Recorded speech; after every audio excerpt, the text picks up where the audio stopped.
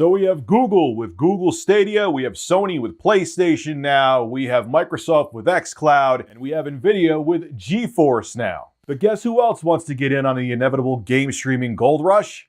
Walmart, supposedly.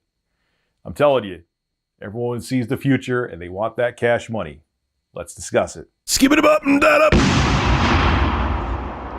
So this week at GDC, Google finally announced officially, it's no longer called Project Stream, Google Stadia, which will be their game streaming service. And it's going to have 4K, it's going to have HDR, YouTube implementation. But like every other streaming service out there, people tried Doom Eternal on it and they said there was latency. So even though it's the future still ain't ready yet, but we'll talk more about that later. But anyway, there is another rumor about, which kind of got accelerated at GDC 2019, that Walmart wants to get into game streaming because they see that it's the gold rush and they want to get a piece of the very, very lucrative pie. Well, what will one day be lucrative? It's not lucrative yet. So there's that. So a website called US Gamer says they have reliable anonymous sources, which I could say that anonymous sources aren't reliable, but I've had to have sources be anonymous too, and people gave me crap about it. And the sources I had were reliable. So I get why sometimes people don't want their names out there. Anyway, they have reliable anonymous sources saying that Walmart is talking to developers and publishers to start up their own game streaming service. Now, before you think we're going to find out prices and devices and so on and so forth, hey, that rhymed. They're not giving out anything. There's no prices. There's no how much it's going to cost. If there's any kind of exclusive games, so on and so forth.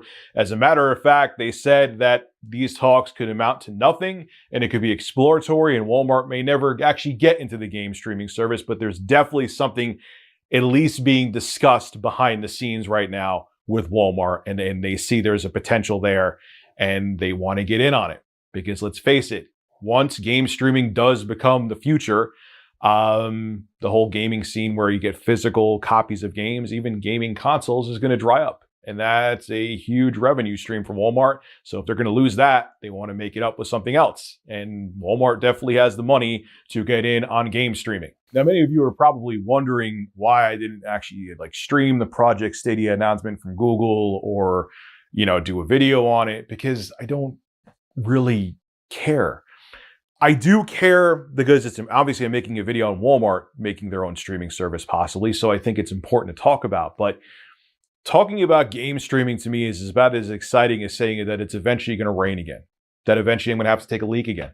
That eventually I'm going to have to change my shirt. It's things that are bound to happen, but I'm not really excited for them. It's where the industry wants to go. It wants to go to streaming. It wants you to be able to play games on every single device out there without having to have the CPU and GPU power behind it. So it makes gaming more accessible, but it's not ready yet. Okay. Even with Google, with how much financial backing they have and how they're going to have the infrastructure. Like I said previously, I believe in this take of the video. If I didn't, then now you're just hearing it now. Someone tried Doom Eternal on Project Stadia, and no matter how pretty it looked, and they're going to have 4K and HDR with Project Stadia, there was still latency. The technology isn't there yet. The internet infrastructure around the world, let alone in the States, isn't there yet. So I'm not excited about a technology that's half-baked. And I still have other reservations about it too. Now, if everyone and their mother wants to get on streaming, including Walmart, how many different services am I going to have to sign up for? Walmart's going to have exclusives on their services. I'm sure if Ubisoft gets in on their own streaming service, if EA, which is already doing it, you have Microsoft already in on it, you have Sony already in on it. If Activision wants to get their own streaming service, if EA, I said EA already, but you get my point.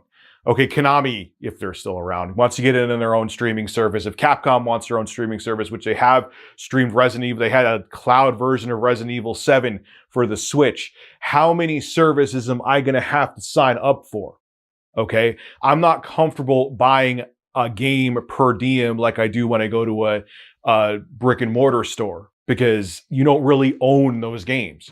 So what happens? Am I going to have to sign up for 20 different services and pay for, say they're $20 each or whatever, or even $10 each, $200 a month, or if they're $20 each, $400 a month, how is that going to work? And then what happens if one of these companies inevitably go out of business? Because not everyone's going to make it. Not every single one of these streaming services is going to be wildly successful. And they have maybe one of the services that fails has great exclusive games. Where do those games go? Do they just fizzle away and die? Look, I get the convenience of cloud gaming, okay? It's even more convenient than digital distribution because you literally turn on anything with a screen that has an internet connection and you could play your favorite AAA game if you have the internet connection speed right away. That's it. You could start it right away. But there's just so many downsides that I mentioned, and it's just not ready yet that I'm just not excited about the technology. I'm not. And there's a lot of things that need to be ironed out. And there's a lot of questions I have that need to be answered first before I'm fully on board with cloud gaming. And the latency too. There needs to be zero latency for me to give a flying crap about cloud gaming and get excited for it. This is Rich of Review Tech USA signing out. Have a good one.